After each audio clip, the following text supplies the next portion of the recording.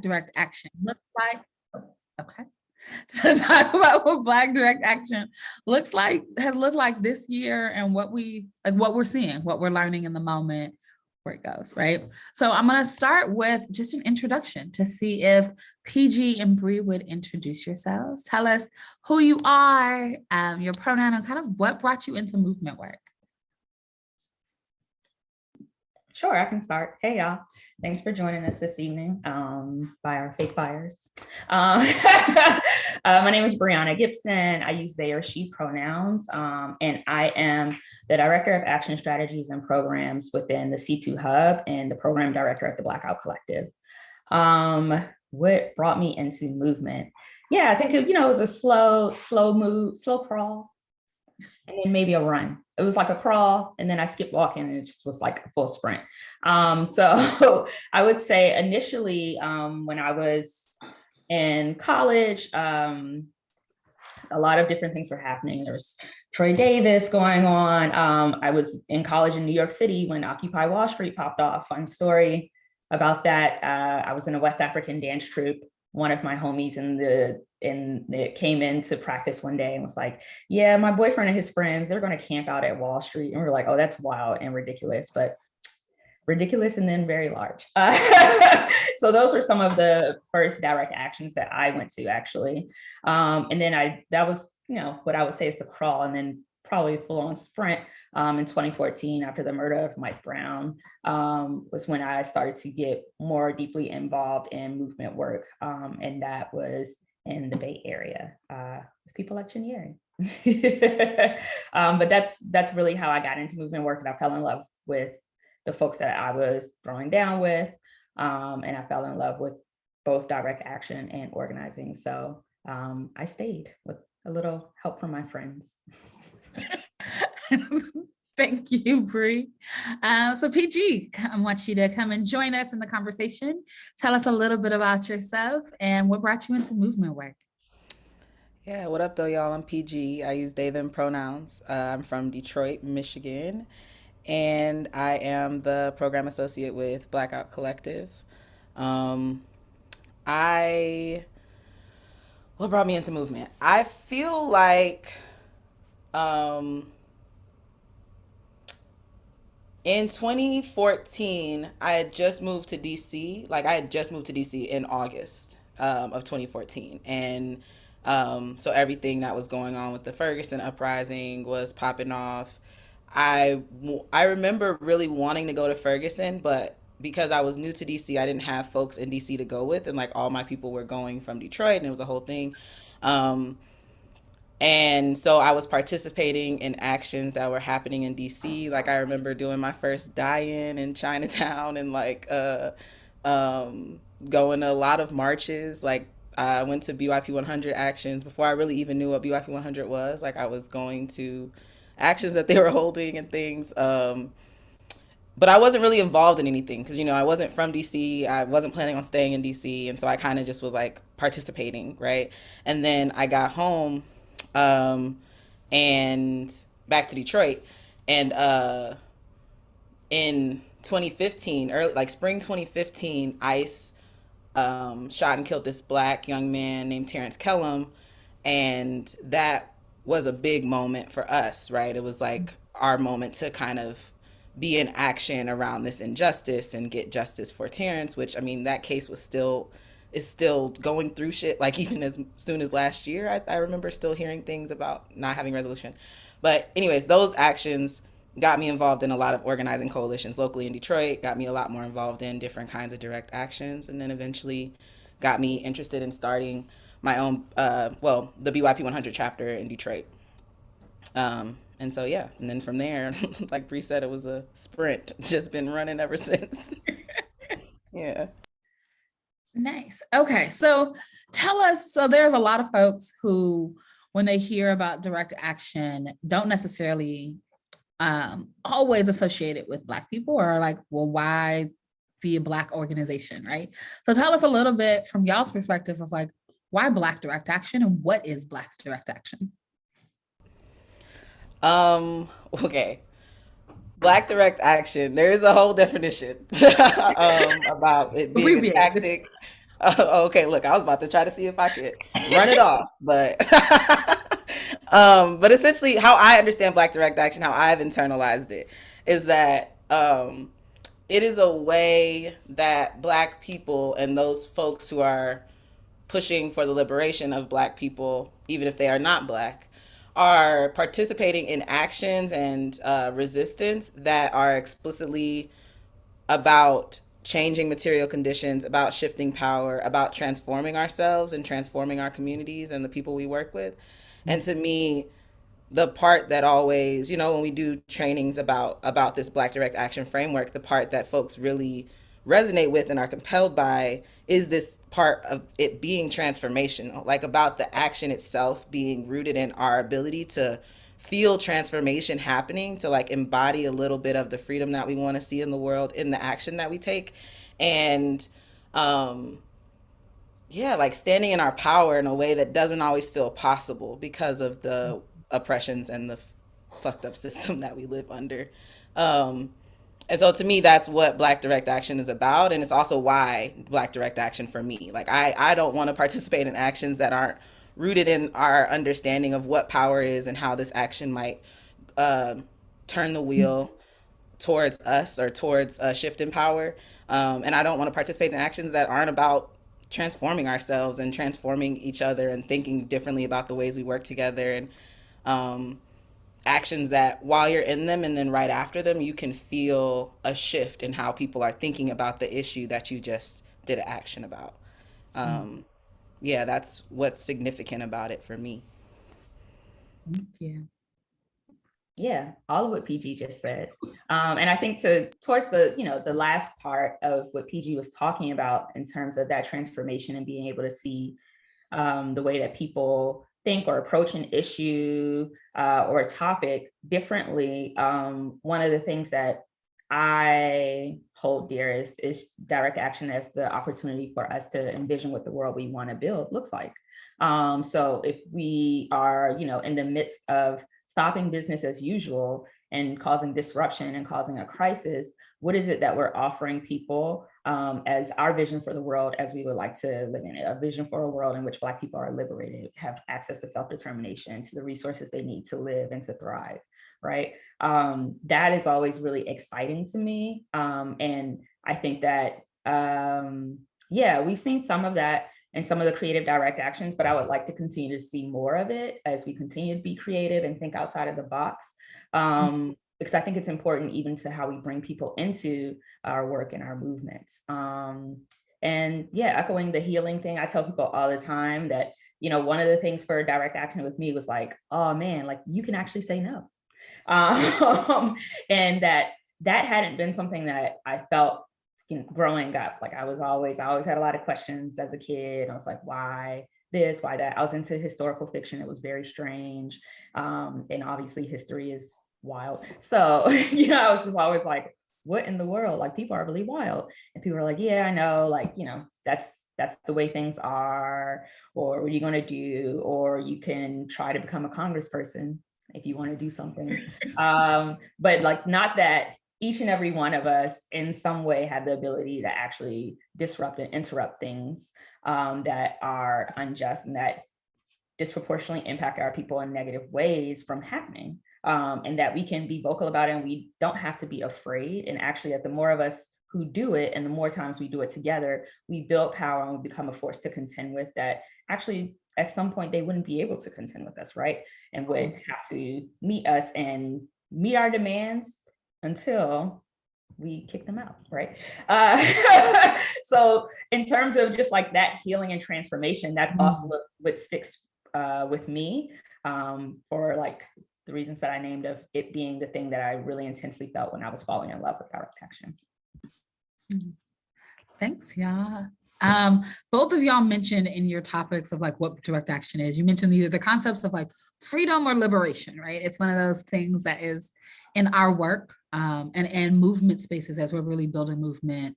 People talk about Black liberation and our pursuit to Black liberation.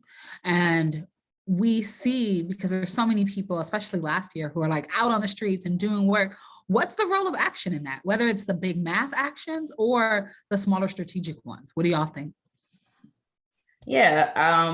I think in, you know, in the same context of what I was just talking about, one, action is disruptive, right? So blackout's definition, we say you're causing a crisis and you're interrupting business as usual, right? As two criteria into figuring out, is what we're planning to do, is this thing that we're looking at, is what we did a direct action? And understanding that for Black people, here, and quite frankly, globally, because of the way global capitalism is set up and because of colonialism and all of these other things, things will never be given to us, right? Like liberation, they're not going to just wake up one day and be like, you know what? Wow, we really been wilding out with the Blacks for the past however many hundreds of years. We should really just, let them have all the things. And in part, they won't do that, right? Because it means that they would have to fundamentally dismantle and restructure everything. Mm-hmm. But what that means for us is that we cannot put our hopes or our trust in using the channels that they want us to use in order to shift conditions in the favor of our people. So it's one thing that we can do to shift conditions immediately, but ultimately it's not the thing that's going to get us to liberation. But what is us actually building power with each other and engaging in that collective healing and collective transformation, and actually confronting these systems and amplifying, making more and more noise to let more people know, hey, this is actually not where it's at. And we don't need to engage with this at all because it's hypocritical. It was built to be this way. And they have no intention of not being this way, right? And so that's, to me, why Black direct action or direct action is important to Black liberation, because we can't get there without it. If we don't actually cause the crises that need to be caused, because we're all walking in these societies every day. People may not have these things at the forefront of their mind, but we know that people care, our people care, that it's important. And even if it's not at the forefront of their mind every day, it impacts their lives every day, right? And so what does it mean for us to heighten the contradictions and the crisis there and use that to invite more people in as we build power so that we can build our way towards Black liberation? Mm-hmm. I was like vigorously nodding the whole time you were talking. I'm like, yeah, all that. For me, I think one of the things Bree highlighted is like the first thing that came to my head when you asked the question is that Black direct action, part of the definition that we use is that it is meant to cause a crisis of conscience for the public, for the elite, for those in power, right? It's a moment where folks have to really decide, like, what side are you on? And there is a right and wrong side, right? Like there's a liberatory side and an oppressive side. And direct action, particularly creative direct actions that push the limit of what's possible, that really allow us to envision something different than what we see every day, those actions force people to have to contend with those contradictions, to contend with how they might be complicit, or not just complicit, but like actively participating and perpetuating harms and oppressions and um, all types of wrongdoing against not just Black people, but all people who are oppressed by racial capitalism, by anti-Blackness, by colonialism. Um, so, yeah, I think the crisis of conscience is one of the ways that action has an explicit role when we think about what Black liberation will have, what we'll have to do to get there. Is that everyone's going to have to contend with what's wrong right now and what we've participated in to encourage this wrongness, right? Then the other thing for me is about another thing Bree said, but I do think that creative direct actions are a way for us to practice something actively different, right? So when we see occupations, when we see um, mutual aid practices that are in direct resistance to state violence, when we see um, even art actions, right? All the ways that people are using art and media to take action against those in power. There's something about the way that it opens up a little bit more possibility, right? It's like, ooh, actually, okay, I can see it. I can see that that is important. I can see that if we could do this at scale for more people than just the folks who showed up here today, that we could actually win something big, that we could actually change in major ways, right? And I think that's what powerful and strategic and effective direct action has the power to do. Yeah, I'll stop there. I was like, oh, yes. Okay. Okay. So then what is creative? Like both of y'all mentioned creative direct actions. And, I mean, we can get creative with our marches, we can get creative with banners. And I think for many people, that is their first introduction to actions, right? They haven't seen the other things. So if y'all could give some examples of either like a really dope creative action you've seen or just one of your favorite actions you've participated in. Yeah. I Yeah, I don't. Okay, I do believe that people can get creative with marches. Yes, and I believe that is possible It's somehow. possible. I don't think people do, and I think that there's a way that when we aren't creative, when we aren't switching up our tactics, when we aren't surprising, the opposition with new ways of talking about our issue and bringing our community in to take action, um, that without like when we don't do that we lose our effectiveness a little bit, right? Like something that I saw happen in Detroit during the uprisings last year was folks were out for over 100 days, almost 200 days in a row, right? Like literally every single day there was something. Now, most of them days it was marches. And most of those days it was marches from the same location to the same location, right? It was predictable in a way that did not actually help us make the types of disruptions we wanted to make and cause the crisis we wanted to make, right? Because the police knew what to expect. Our targets, like the police were the target, but then there were other city officials we were targeting. They all knew what to expect. Like folks are able to anticipate what you're going to do, and then you don't actually confront them, right? Because they're gone. They know you're coming, and so they left early. You know what I mean? And so I think there's creativity is a necessity. We have to get creative. We have to think differently about what are the interventions we can make? What is a different one we can make this time? Um, so that folks don't get used to what we're doing and it's not actually causing a crisis anymore.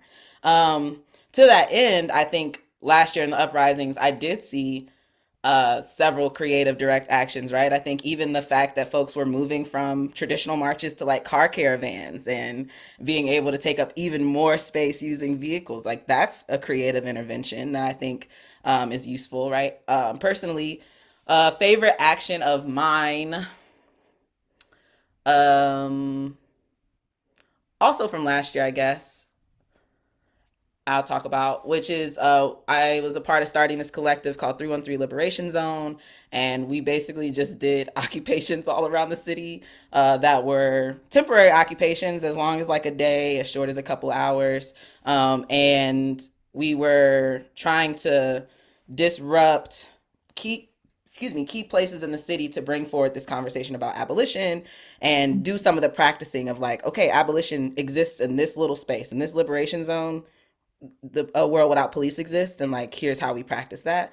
um and that was hella fun. And one of the ones that we did that I think was just so powerful, it got like a lot of attention locally, but also I think started really useful conversations, was there's this park that is in the Detroit River. So you have to like cross a bridge, and then it's like an island called BlackOUT. And it used to be a city park. Now it's a state park. So it's monitored by the state police. It's very much more heavily policed. It's used to be an environment that Black folks, like everybody's family reunion was always on BlackOUT. Like you go there for everything. Um, and people still go there for a lot of things. It's still like popping. And you can't do everything you used to do because the police are roaming. You got to pay to get on there now. It's like all these things. And part of what we were trying to have a conversation about was the ways that children in the city and young people in the city didn't have access to like parks and recreation. They had more access to police and criminalization than they did to play and fun and childhood, right? And so one of the occupations we did was actually blocking the bridge to Belle Isle. We used some cars to like block. It's this huge main street. It's like Jefferson Avenue is like the main street that goes all along the river. And so yeah, we blocked the one direction of Jefferson. We blocked the bridge and set up a playground. Like we had a basketball hoop, we had somebody giving like boxing lessons, we had the hopscotch and the jump rope and the songs and the chants, and we always had like a free store to give out things to people. And it was beautiful. We were only there for a few hours because we didn't actually want to get arrested, and so we were there just enough to cause a disruption, to say what we needed to say, to talk to some folks who were like passing by, and then left in time before the police started wilding. But that was one of my favorite actions. I feel like it was exact like the type of embodied action I want to be doing more and more of. Uh-huh. Thank you for sharing that, PG. I don't know. That sounds really dope. I love a resilience-based action. Come on. Come on now. Come on for art. Yeah. It's starting, I'm gonna back up to you were saying, what is creative? And I think what I would challenge people to ask themselves when they're planning a direct action is what's new? So what's new? Cool. Especially when it's the same target, same issue, like, all right, what's new about this? Because if you're doing the same thing, we're doing the same thing over and over again, that's not going to cut it, right? In the same way, somebody is bothering you about something and they keep doing the same thing, most likely you just gonna get more irritated and be like, and I said no, and get out my face. But yeah, I would challenge people to say, what's new here? And we talk to folks about, ladders of escalation and how you don't want to kind of, mess yourself up by starting out with the big bang and then you ain't got nothing to follow up and they still say nah, and you're down to just the regular ask, and that's a going downhill instead of going up, right? Ramping up. But that's the question I would ask people to sit with. And I think that, yeah, creative to me just means outside of the realm of what we are used to seeing, what we are used to practicing, and what we are used to doing. And that all of those things that we're generally used to, we need to get out of the habit of anyway, right? In order to create and be something new.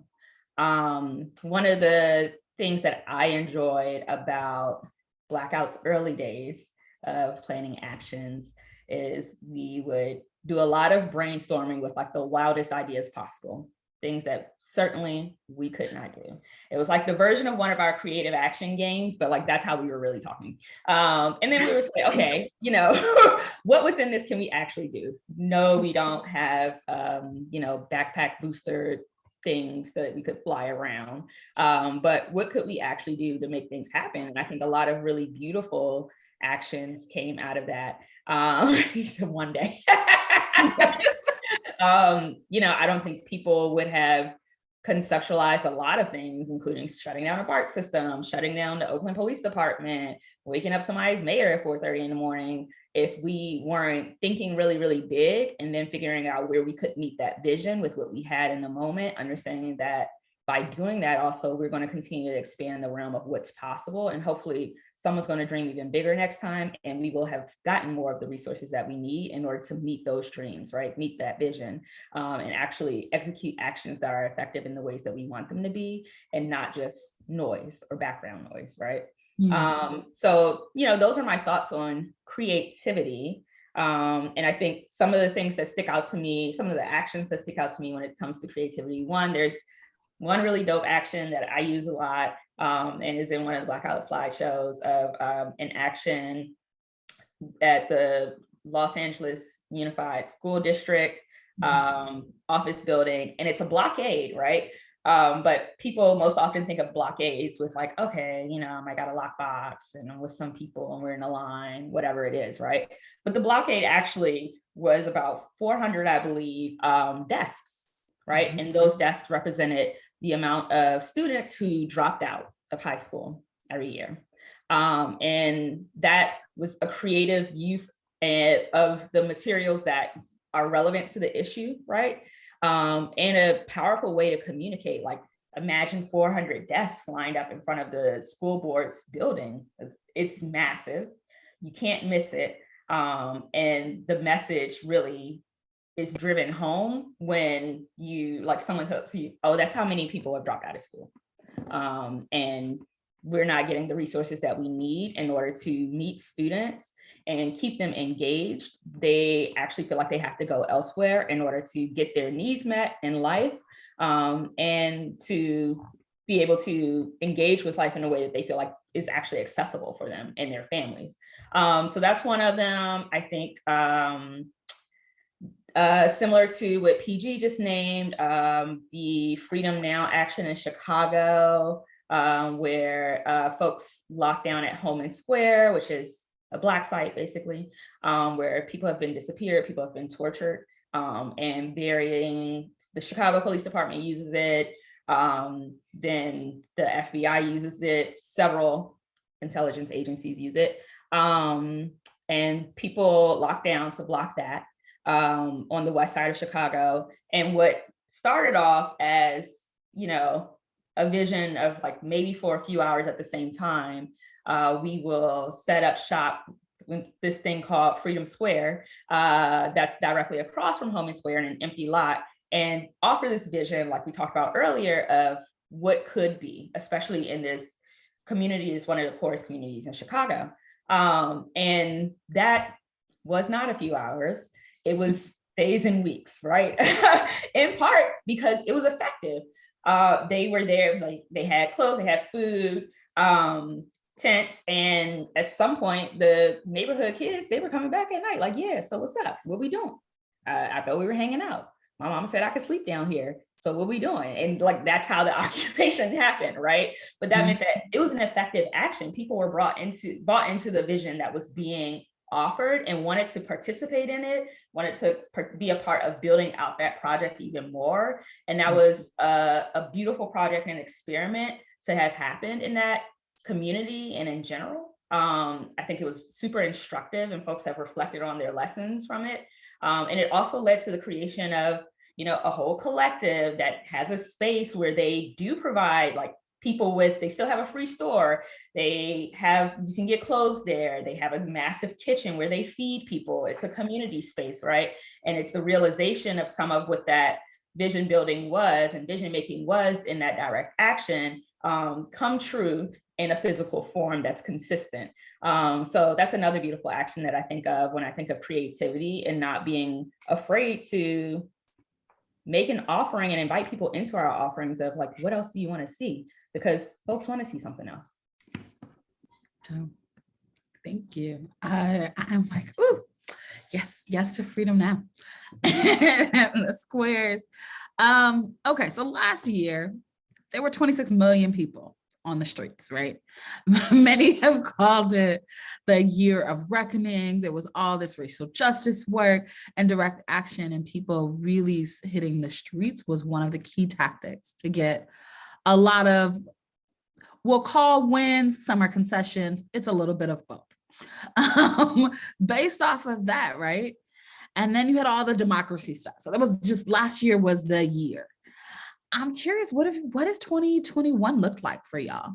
What have you seen in the case of actions or people's response to direct action this year because of last year? Yeah, 2020 was jam-packed. A lot going on, all right? It was a lot going on. Oh, and then all the COVID stuff before that. Yeah, there was COVID, there are uprisings, 26 million people, there was an election cycle, there was a contended election, right? So, and then that slid on into 2021, unfortunately too.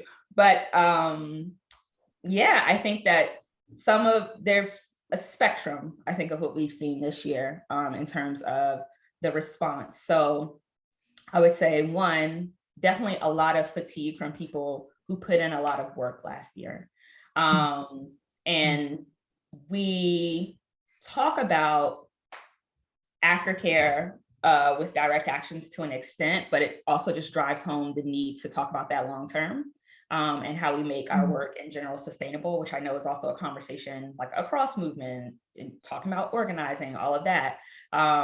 So that's one thing that we've seen, and I think it's also stifled people's capacity to do some of the creative actions that we've been talking about, or to even think of them, because they just feel a little tapped. there's so much going on. And I think another thing that we have seen that could have also contributed or has also contributed to some of that stifling was a lot of backlash in the form of legislation across the country that really put more limitations or criminalized protest and dissent. So you have legislators saying that 3 or more people is a riot, as if someone is alarmed by it, right? I'm like, dang, like that's your barbecue, your cookout. Like people are alarmed at seeing Black people. So if you and your mom and your brother are outside and y'all Black and you are in wherever and somebody's alarmed, it's apparently a riot, right? So that has also been an escalation of the state in retaliation for what happened last year. And then at the same time, a lot of, you said that you talked a little bit about kind of the buzz around last summer because it was seen as a reckoning, right? And lots of corporations and groups and officials felt that they had to pay lip service to this issue, or else they would risk their own credibility with particularly the Black community. And we've seen so much of that get walked back. And so much money be quietly going to police foundations and police unions and quietly funding these very same bills, right? The same bills that are criminalizing the folks who were in the streets last year, right? We've seen the way that it has impacted the discourse on protests. So even with January 6th, right, you have people who refuse to acknowledge that for what it was, and the only retort that they had was, well, what about the Black Lives Matter stuff? And so, yeah, I think there have been a lot of ramifications. And what I'm excited about moving forward is really getting our folks trained up and skilled up to do grander things and continue to push the edge of what's possible, regain some of the ground that we've lost, and continue to surge forward in ways that are strategic and effective and will both shift material conditions for our people in the immediate and the long term, and bring more of our folks into movement in a way that's going to be sustainable, in a way that's going to be effective and practical for the lives that we lead, right? And that hopefully it won't be the same cycle, or we'll have different methods and tools to deal with the cycles that whirlwinds or big upticks in movement bring along, right? Because there are a lot of big advantages. We get a lot of people, some folks change their minds and they're like, dang, yeah, now I really hear what you're saying. Like, yeah, I'm wearing my defund the police mask in Adidas, and the employee's like, yeah, defund them, take all their money. I'm like, yeah, absolutely. And then there are some downsides, right? People get burnt out. We maybe are not prepared for the kind of backlash that comes, or the retaliation that comes. And so we are catching up to the strategy of our opposition. I'm really excited to just dive into how we can make it so that we're not in the position that we have to be catching up, but that we proactively have the materials and tools that we need to continue to blaze forward, and we don't have to have lulls because we've already prepared ourselves for the long haul, the long fight, the long strategy, which is what liberation is, right? That road is long. If it was easy and somebody had figured it out, it would have already been done, but it's not, and so it hasn't. And we need to prepare ourselves and constantly be in the mode of thinking of things as a long-term struggle, even in moments that feel particularly heightened or urgent, to understand that there can be urgency within a long struggle. And there are strategies and ways to deal with that don't take us off the course that we've set forward, that we know is our strategy towards liberation. Yeah. I'm not going to repeat what Bree said. I do just want to echo a couple of points that were what I was already going to say. So one is, and then I'll add other extra stuff. One is that the last thing they were saying about just being prepared, being more prepared, or trying to catch up to our opposition. To me, I feel like what I saw a lot of this year was people doing strategy thinking. People are like, what do we need to do? Revisiting strategy again, like having really hard conversations about what hasn't worked about their strategy and what they need to do differently in order to actually make changes. And part of that is more and more people are thinking long term about their strategy, right? Like folks are building 10, 50-year plans versus a 1 year plan or a 5 year plan, right? Like we're seeing more and more that liberatory organizations, organizations that are rooted in trying to fight for our freedom, are really coming becoming more accountable to the fact that we have to think more long term. And it's hard to do that when you're being killed in the street every day.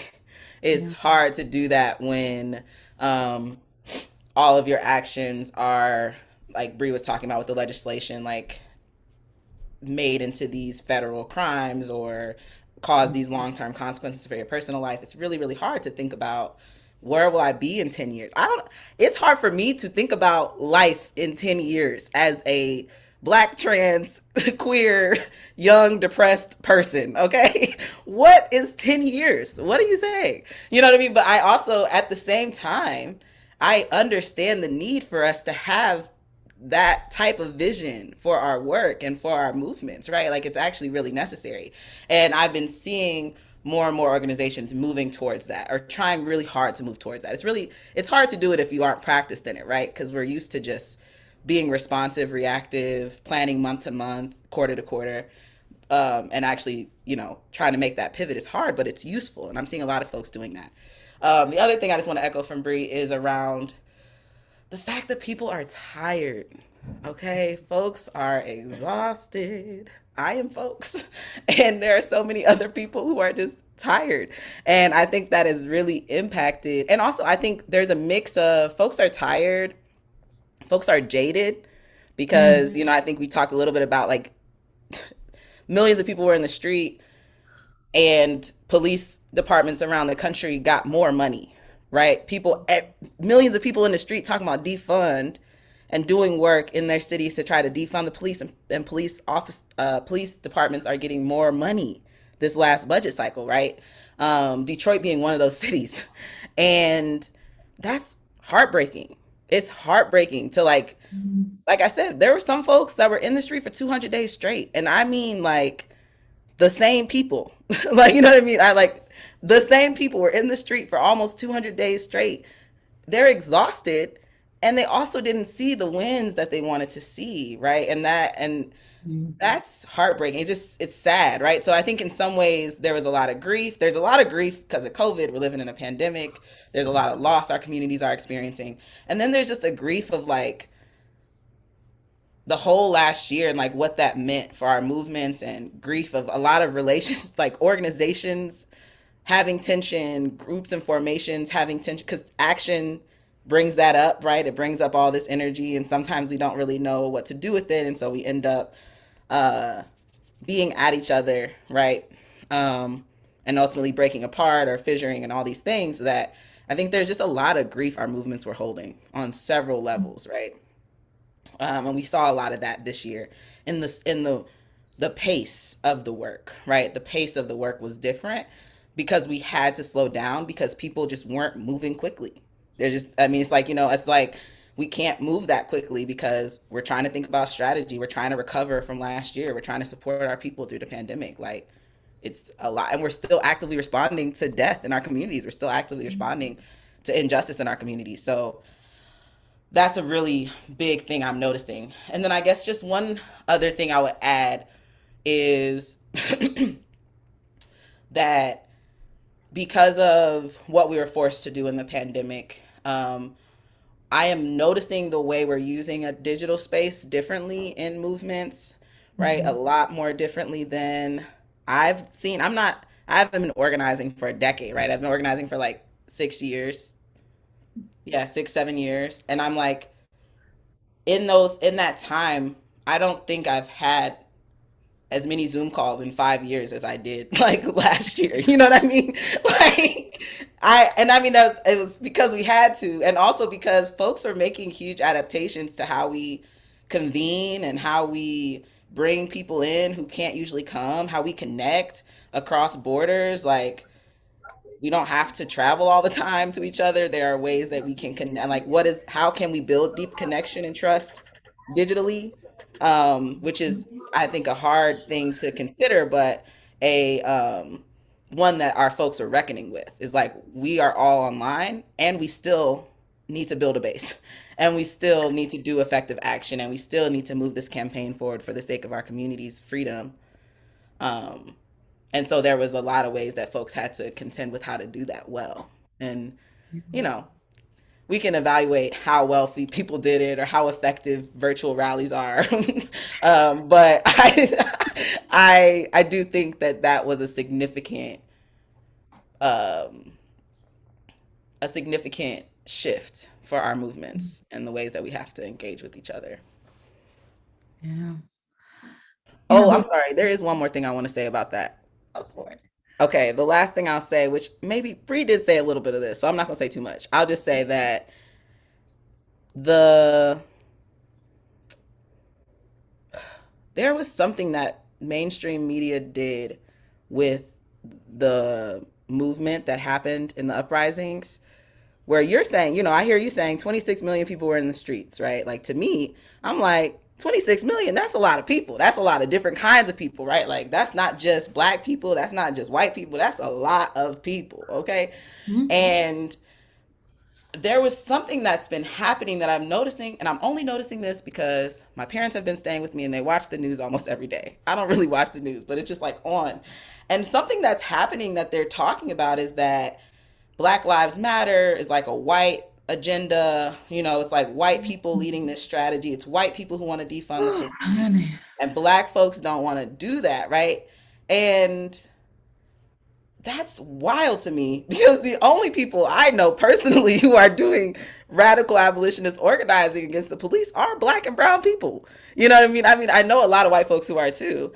And also, like the leaders of these movements, the folks who are pushing these visions forward are black and brown people. And so this narrative that's being played is very interesting because it's I think it's some of the ground that we lost that Bree named, some of the ground we're losing in terms of our movement is rooted in this fact that like they're really changing up what we were talking about. Like they're really changing, misconstruing our language. So yeah, that's the last thing. Just kind of drop that in at the end. I'm like, that's so much more. I want to dig in around that.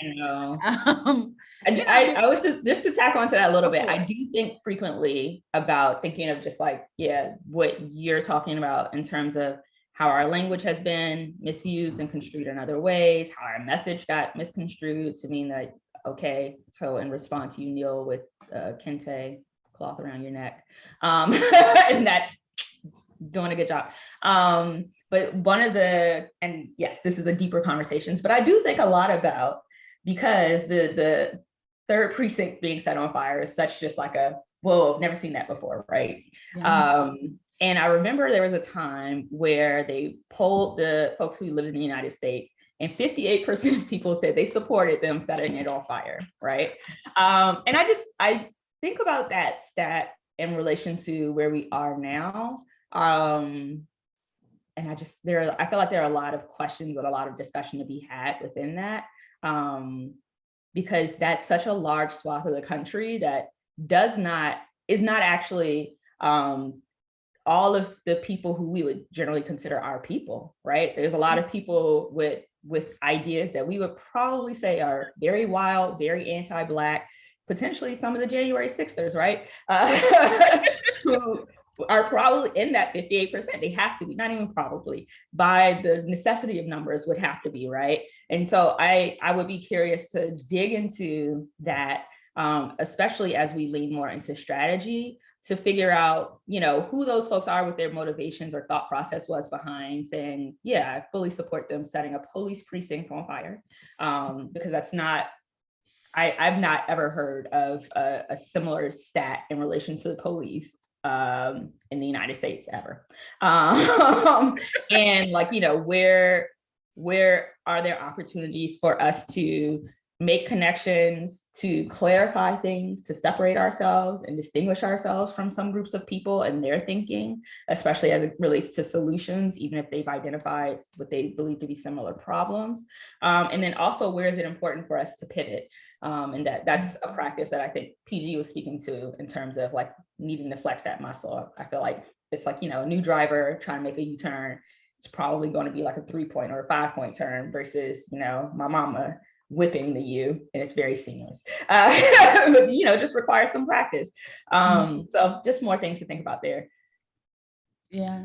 I mean, and the story of them, and them in this case, the media or broader society and culture, painting our victories or our supporters as not us is a very old story, right? It's a way that we know that is used to separate, to divide.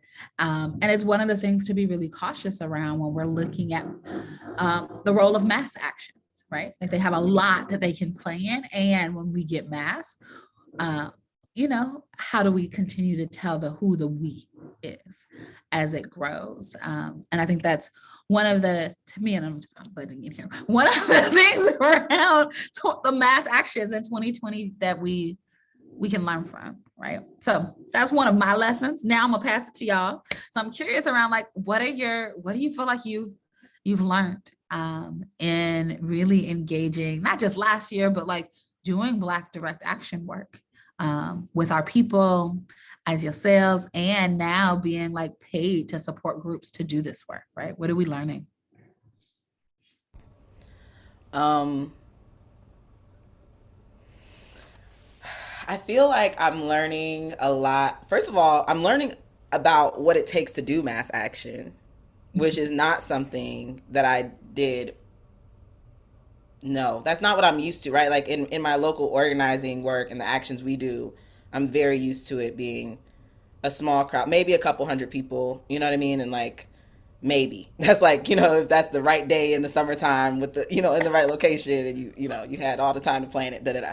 So, I'm not really used to putting on or supporting or coordinating actions that are thousands of people, right? Like that's outside of my depth, or used to be anyway. I feel more capable of doing that now. It's definitely something I've learned how to hold, and at least, and not even just personally how to hold, but how to support other people in holding, right? And like how to ensure that like folks are thinking about the whole thing when we're like imagining that thousands of people are going to show up somewhere. That was a huge lesson.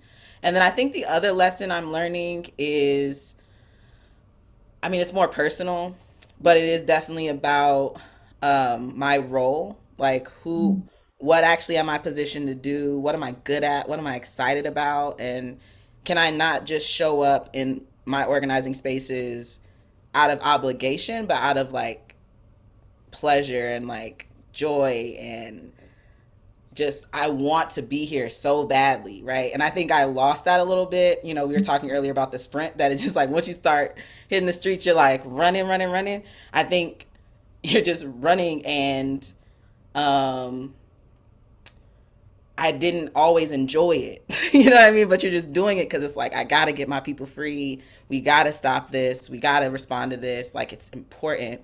But it wasn't something that was exciting. And I think this last year, because of everything that was happening, because there was so many opportunities to just try things, like the 313 Liberation Zone was just us, like, let's just do some shit. Like, this isn't a campaign. We don't know if we're going to do more. Like, let's just, you know what I mean? And just these opportunities just to try a bunch, to me, was how I was building on my learning about what am I set up to do and what actually do I want to do in and for movements. Thank you. Yeah. Also am learning a lot.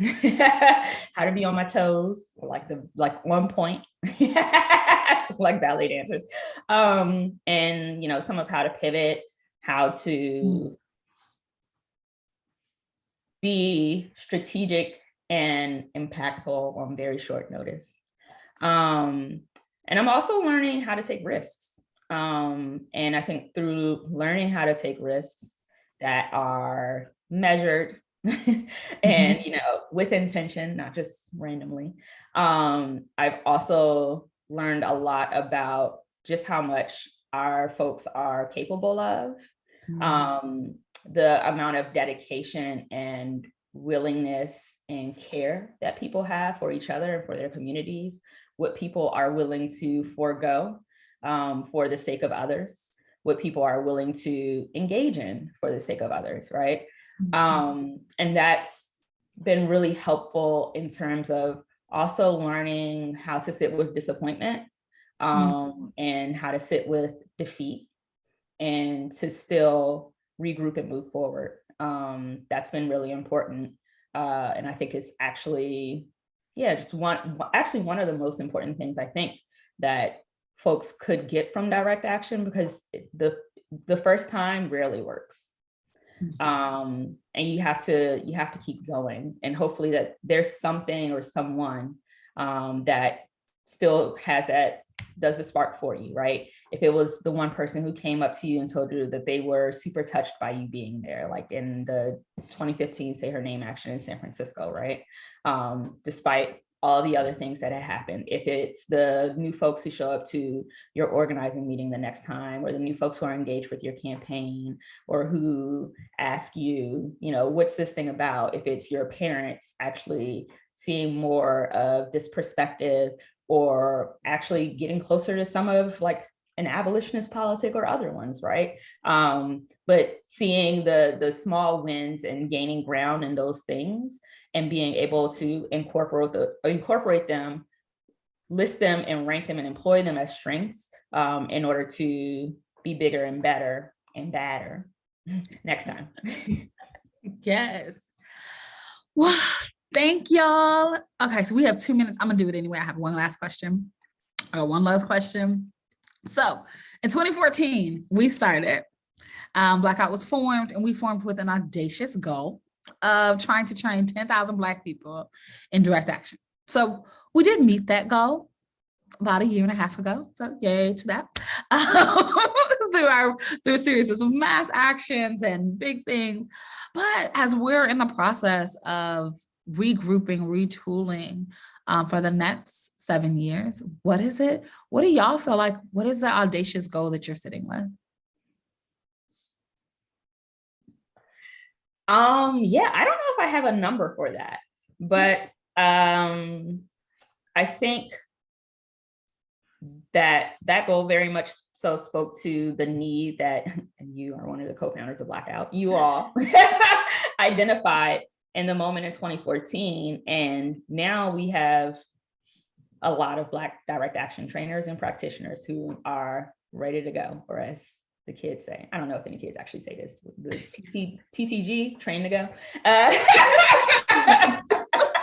It's some rappers say it, whatever. Okay. Obviously, you know, I'm an auntie. It just is what it is. But I think what we've been thinking about, just in reflecting on the past year and a half, and reflecting on where what the ebbs and flows of movement have been since the time that we've been involved. And I think PG and I kind of got involved around the same time, at least in terms of like deep involvement, was, okay, now we have this critical mass of Black direct action trainers and practitioners. How do we begin to actually differentiate out specialties and skill sets within that, different aspects of leadership within that, so that we have a fully fledged core, or whatever you would like to call that group, of folks who are trained to go in a variety of ways and actually have the capacity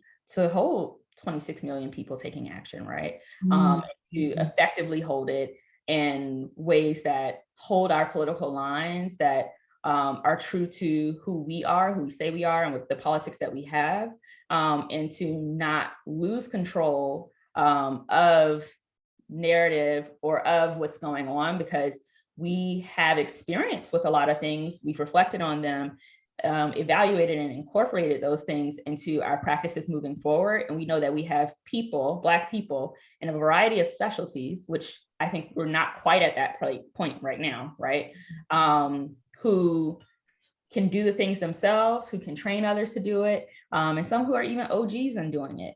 So I think we have quite a while to go in terms of some of that differentiation. It's a little biology throwback for y'all, cell differentiation. Anyway, I'm a nerd, but yeah, and that's something that I'm excited for us to make happen in the years to come. And, you know, at some point there might be numbers attached to it, but right now it's just a vision of how badass we could be in all the areas that you could ever think of, that we wouldn't have to call on anyone who wasn't Black to train us in something, or to give us the information about something, or to give us the resource of something, because we have it all. Yeah, yeah.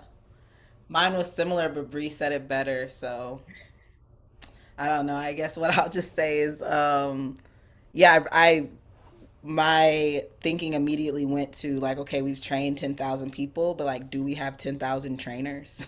Like, do we have Yeah. 10,000, most of what Bree said, like specialized, tactical, Black direct action practitioners and trainers who are all over the country, all over the world, and ready to take action at scale. Like that feels very exciting. And it doesn't feel impossible, right? It feels like the way that we train, how we develop relationships with the folks we train is very much rooted in seeing folks through a trajectory of like mastery and expertise in direct action practice. And so it doesn't feel impossible that we could have 10,000 Black climb trainers, or like 10,000, artists who are training in creative resistance. And, I just don't think that's out there. I think it's just up to us to figure out what that needs and what that means. Yes. Oh, I love that. Sorry, I'm also hearing it for the first time. So I'm like, yes, that sounds amazing. Thank y'all. Thank you so much. I am honored for the conversation, and honored that both of y'all are taking the little seed that helped nourish and kind of continue to flourish. So know that it's in the right hand. So thank you, PG. Thank you, Bree. Thanks y'all for joining us. Thank you, today. Chinyere. Yes, thank you. Because in terms of seeds, like you are literally my first Black direct action trainer, my first direct action trainer, period. Like I did my first real action with you, and that feels significant. So thank you, Chinyere. Thank you. Okay. Bye, everyone. Bye, y'all. Bye. Thank you.